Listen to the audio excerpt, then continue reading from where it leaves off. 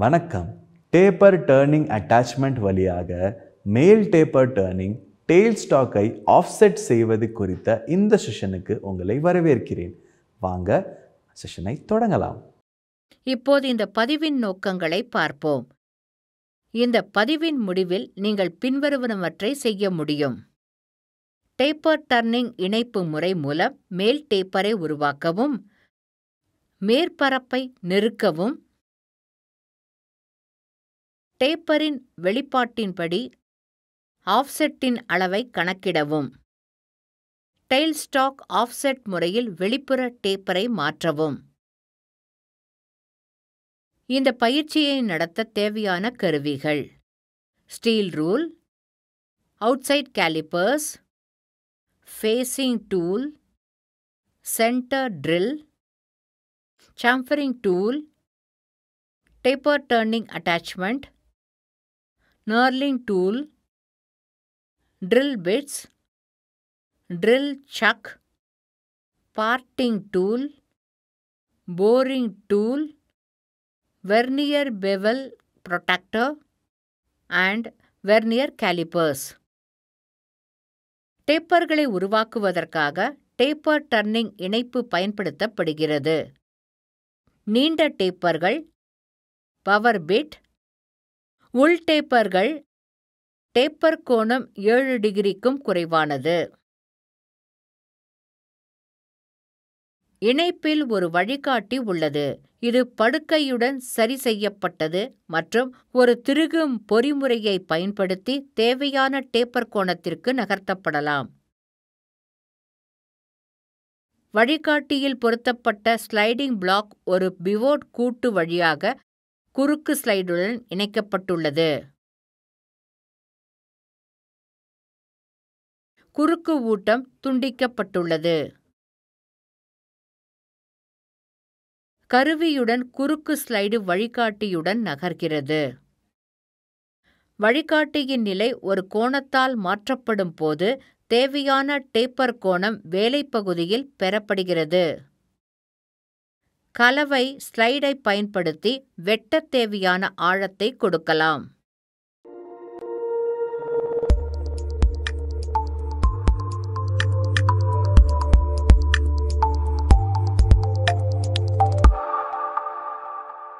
Taper turning இணைப்பை பயன்படுத்தி வெளிப்புற டேப்பரை உருவாக்குவதற்கான வரிசையை இப்போது கற்றுக்கொள்வோம். மூலப்பொருளின் அளவை சரிபார்க்கவும். 3-jaw சக்கில் பொருளை பிடித்துக் கொள்ளுங்கள். ஒரு முனையில் எதிர்கொள்ளும் செயல்பாட்டை செய்யவும். எதிர்கொள்ளும் முனையில் ஒரு மைய துரப்பணம் செய்யுங்கள். எதிர்கொள்ளும் முனையிலிருந்து 20 மில்லிமீட்டர் விட்டம் பெற 22.5 மில்லிமீட்டர் நீளத்திற்கு திருப்புதல் செயல்பாட்டை செய்யவும். முடிவை 1/45 டிகிரிக்கு மாற்றவும். வேலையை தலைகீழாக மாற்றவும் மற்றும் ஜாவில் இறுக்கவும்.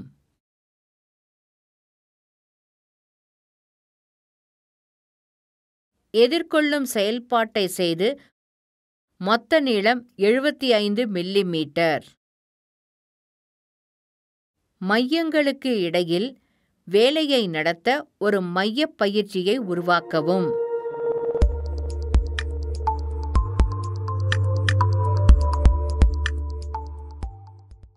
$16 மில்லிமீட்டர் விட்டத்தை பெற எதிர்கொள்ளும் முனையிலிருந்து 15 மில்லிமீட்டர் நீளத்திற்கு திருப்புதல் அந்த செயல்பாட்டை செய்யவும். டேப்பர் டர்னிங் இணைப்பில் 5 டிகிரி 45 இன்ச்சஸ் கோணத்தை அமைத்து 37.5 மில்லிமீட்டர் நீளத்திற்கு ஊட்டத்தை வழங்குவதின் மூலம் வெளிப்புற டேப்பரை பெறுங்கள். டெயில் ஸ்டாக் ஆஃப்செட் முறையில் டேப்பரை உருவாக்குவதற்கான வரிசையை இப்போது கற்றுக்கொள்வோம். மூலப்பொருளின் அளவை சரிபார்க்கவும். மையங்களுக்கு இடையில் வேலையை நடத்துங்கள். 12 மில்லிமீட்டர் விட்டம் பெற 15 மில்லிமீட்டர் படிதிருப்புதல் செயல்பாட்டை செய்யவும்.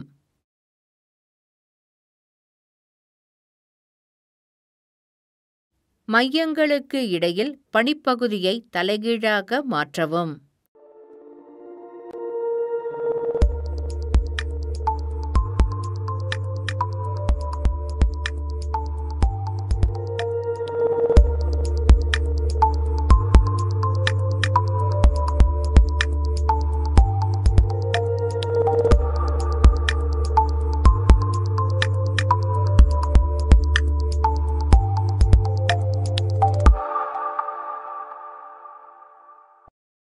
மறுமுனையில் 12 மில்லிமீட்டர் விட்டத்தை பெற 15 மில்லிமீட்டர் ஸ்டெப் டர்னிங் ஆபரேஷனை செய்யவும். இந்த உடற்பயிற்சிக்கு 109 மில்லிமீட்டர் நீளத்திற்கு மேல் 32 மில்லிமீட்டர் விட்டத்தில் இருந்து 22 மில்லிமீட்டர் விட்டம் வரை டேப்பரை கொடுக்க வேண்டும். இந்த டேப்பருக்கான டெயில் ஸ்டாக்கை ஈடு செய்வதற்கான கணக்கீடு பின்வருமாறு. பெரிய தியா 32 மில்லிமீட்டர் கழித்தல் சிறிய தியா 22 மில்லிமீட்டர் 2ஆல் வகுக்கப்படுகிறது. மாதிரியின் மொத்த நீளத்தால் பெருக்கப்படுகிறது. 180 மில்லிமீட்டர். டேப்பரின் நீளத்தால் 109 மில்லிமீட்டர். டெயில் ஸ்டாக் 8.2 மில்லிமீட்டர் மூலம் ஈடு செய்யப்பட வேண்டும். டெயில் ஸ்டாக்கை ஈடு செய்வதின் மூலம் டேப்பர் டர்னிங் செயல்பாட்டை செய்யவும்.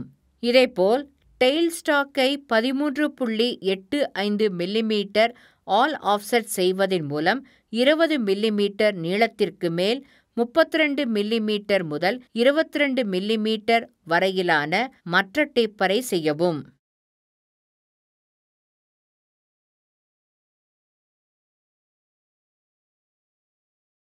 வெர்னியர் பெவல் புரோட்ராக்டர் மற்றும் வெர்னியர் காலிபர் மூலம் வேலையின் அளவை சரிபார்க்கவும்.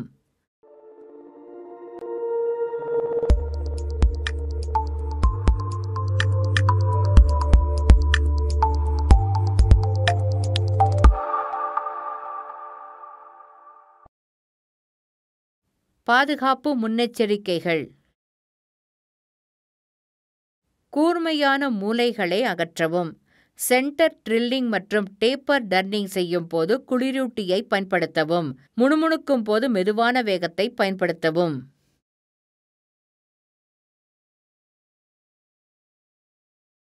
நர்லிங் செய்யும் போது அதிக கூலண்டை பயன்படுத்தவும்.